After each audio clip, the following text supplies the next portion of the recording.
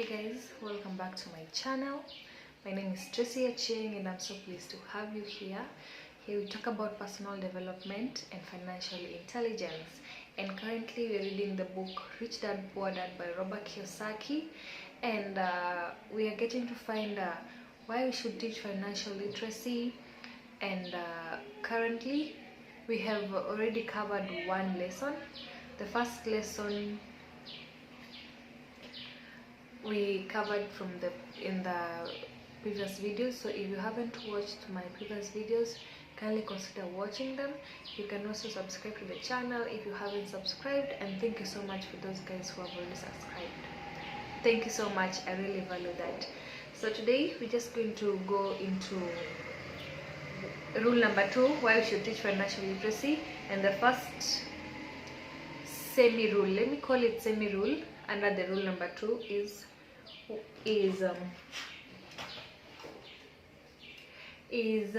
rule: you must know the difference between an asset and a liability. So this is Robert Kiyosaki talking about Rich Dad Poor Dad. And Rich Dad Poor Dad, Rich Dad is Mike's dad, his best friend, while Poor Dad is his educated dad, also rich but not financially literate, and that's why he ends up in debt for the rest of his life. The title was meant to be catchy, so there is nothing against any people here. Here we're talking about how to grow financially literate, and also how to amass wealth. We're not yet there, but slowly with time we get to learn how to keep wealth and how to create more wealth and jog our brains. And when we jog our brains, mental exercise increases wealth, just like physical exercise increases health. So we get to see that you must know the difference between an asset and a liability, and buy assets. Okay, if you want to be rich, that's all you need to know. It's rule number 1. It's the only rule. This may seem absurdly simple, but most people have no idea how profound this rule is. Most people struggle financially because they do not know the difference between an asset and a liability. Rich people acquire assets, the poor and the middle class acquire liabilities, but they think they are assets. Rich Dad explained this to Mike and me, and we thought he was kidding.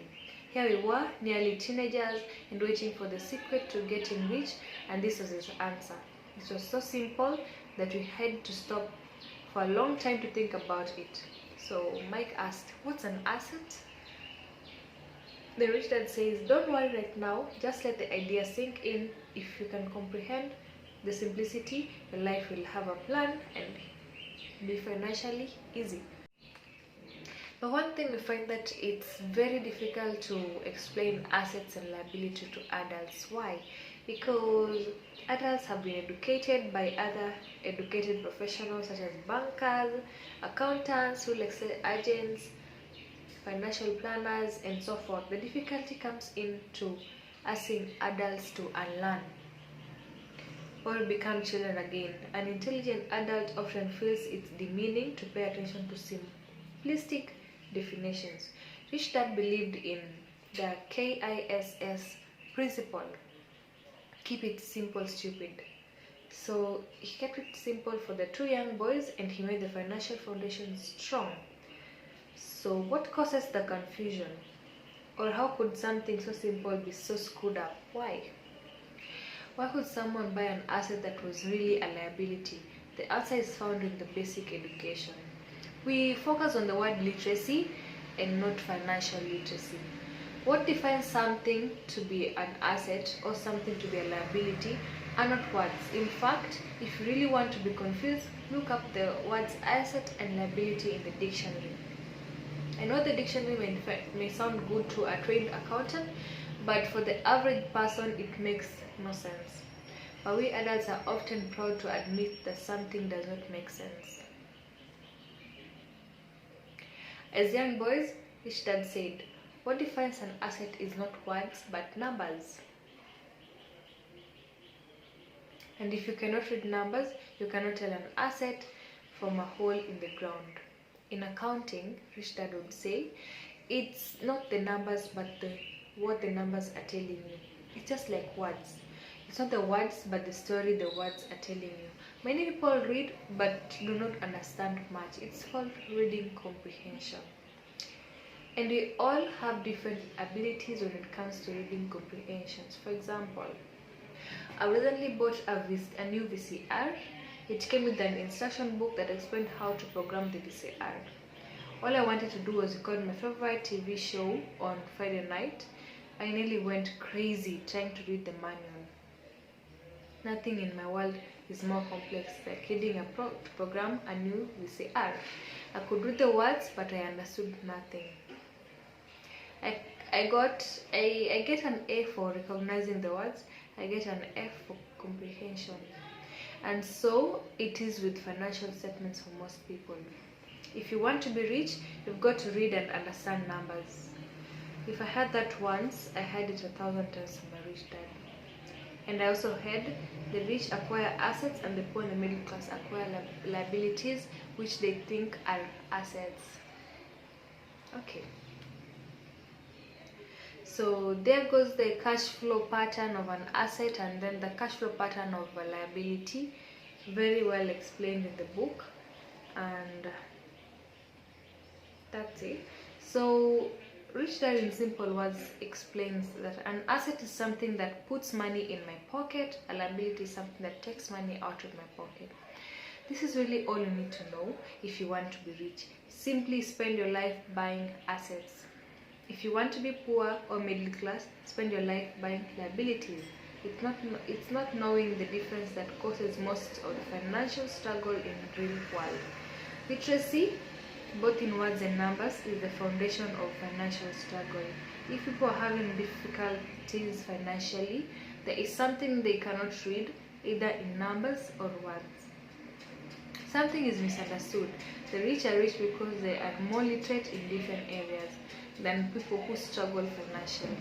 So if you want to be rich and maintain your wealth, it's important to be financially literate in words as well as in numbers.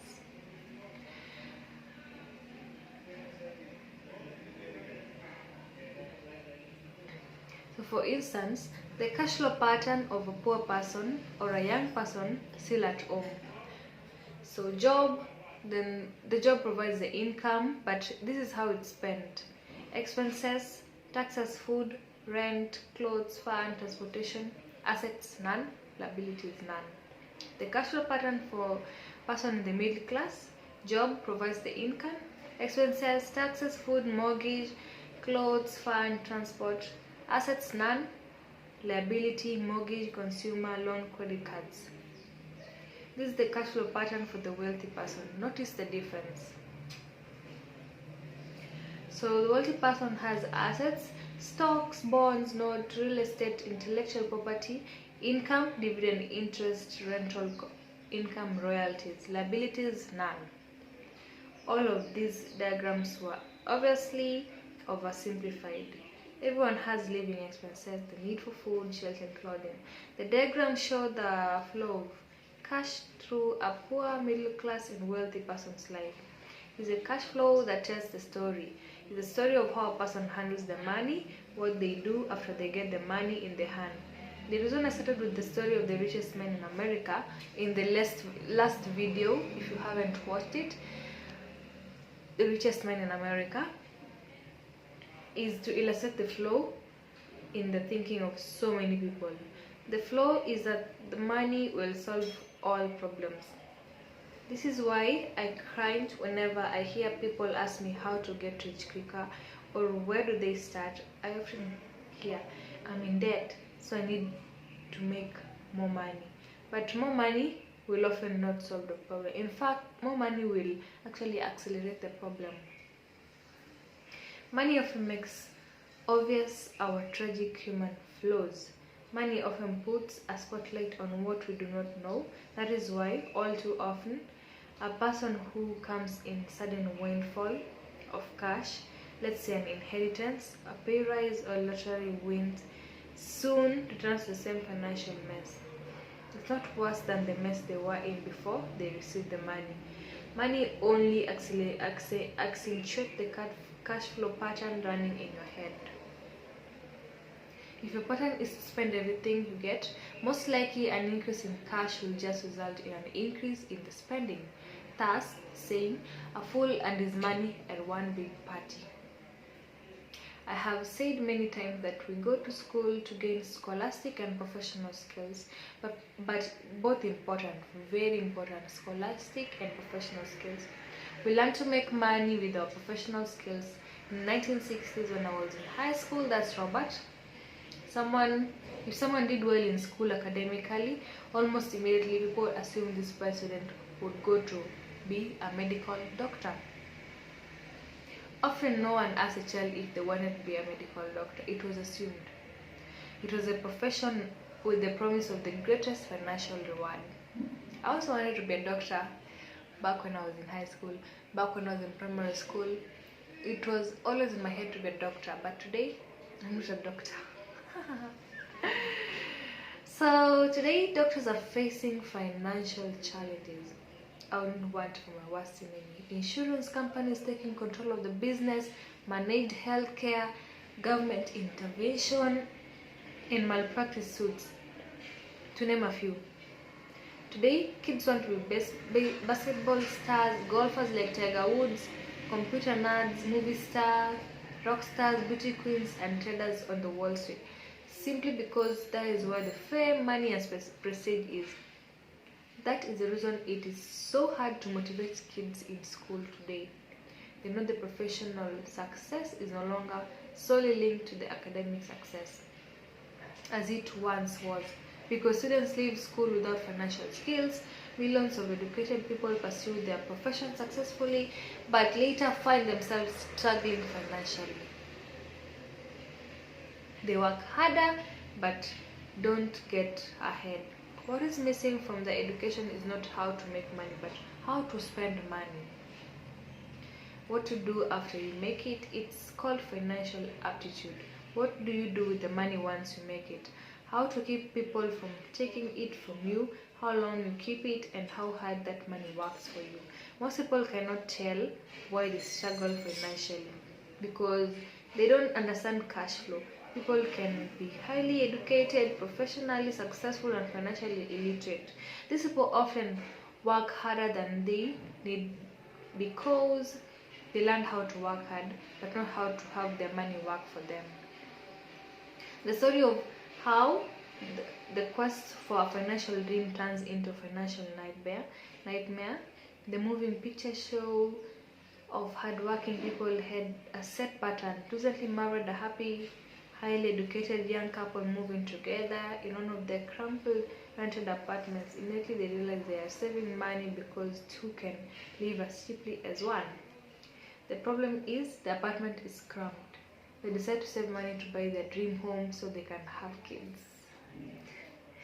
They now have two incomes and they begin to focus on their careers. The income begins to increase.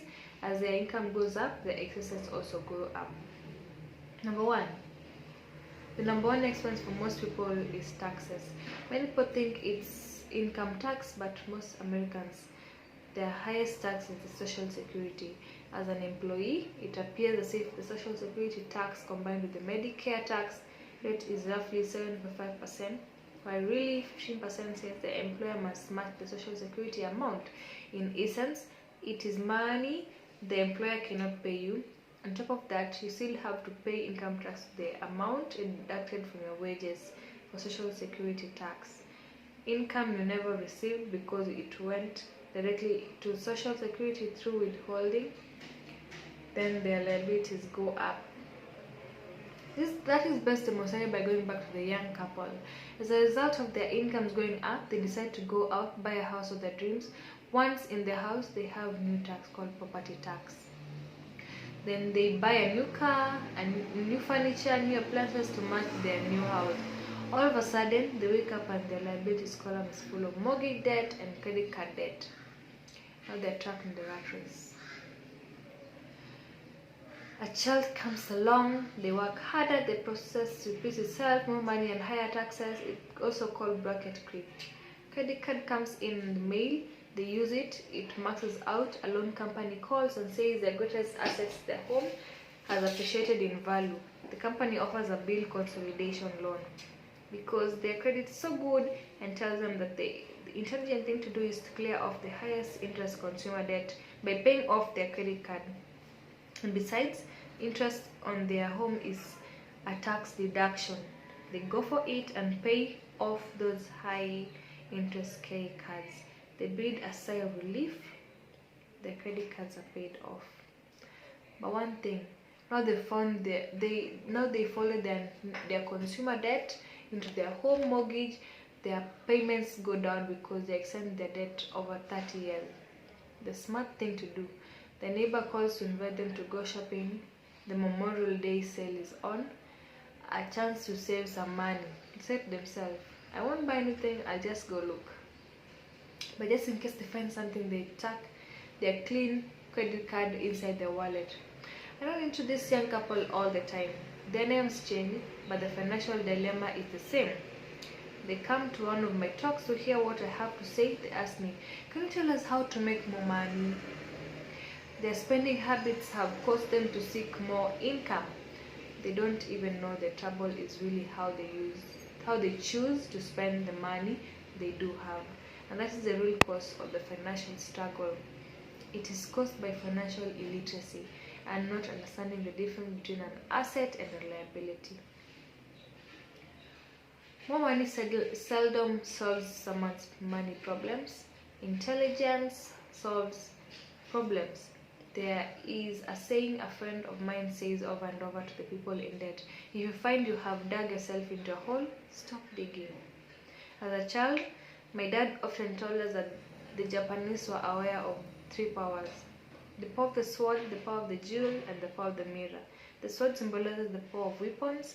America has spent trillions of dollars on weapons, and because of this, it is the supreme military presence in the world.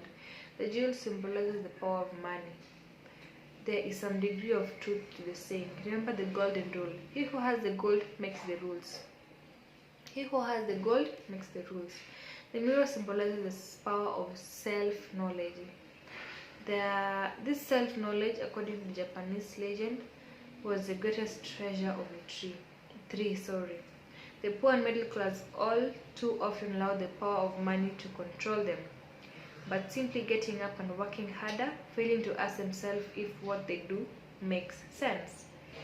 They shoot themselves in the foot as they leave for work every morning, but not fully understanding money. The vast majority of people allow the awesome power of money to control them. The power of money is used against them.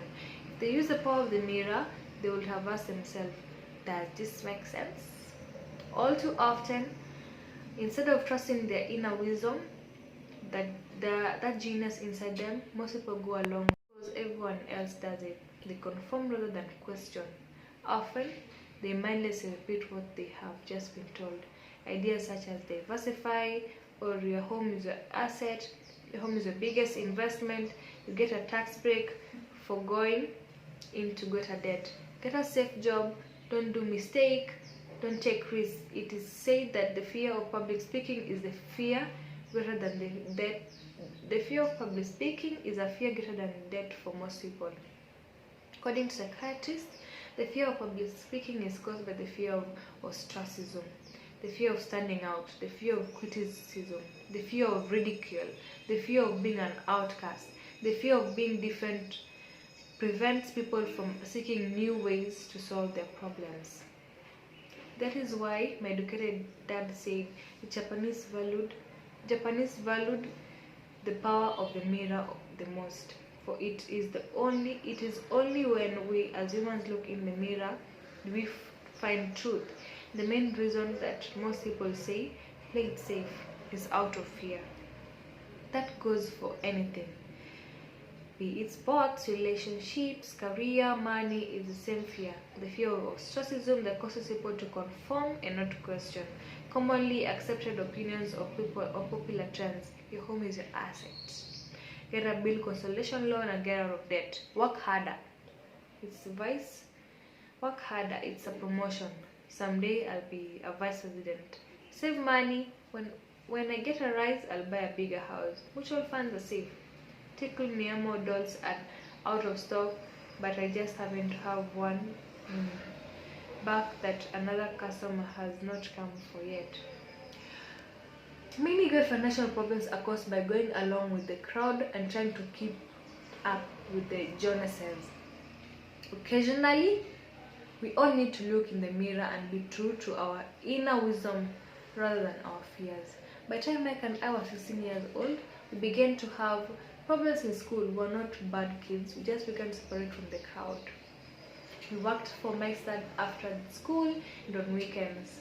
Mike and I, it's getting better and better. I just love this book so much.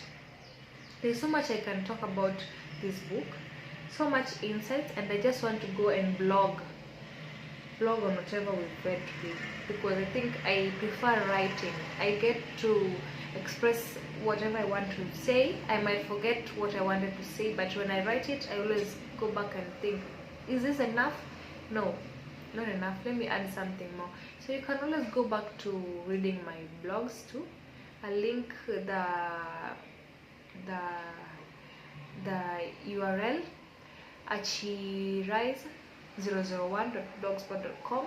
Go there and read my blogs. You can also subscribe to my blogs and you get to read them whenever I post. I do post daily. And also I'm also going to do a podcast on this. I really love this, so I'll just go and pick up the main points from what we've done today's YouTube video. Then I will do a podcast on this, and you can listen to it on Spotify or Anchor. I'm going to drop the link at the description box here. Thank you so much for staying tuned. You can also follow me on across social media, Achi_rise everywhere. And what else? And by the way, I teach foreign languages. If you're interested in learning foreign languages, just send us an email via achitracy001.gmail.com or info@achiriselearning@gmail.com. So welcome. Thank you so much for following through, and if you followed through till here, kindly mention in the comment section below. Thank you so much.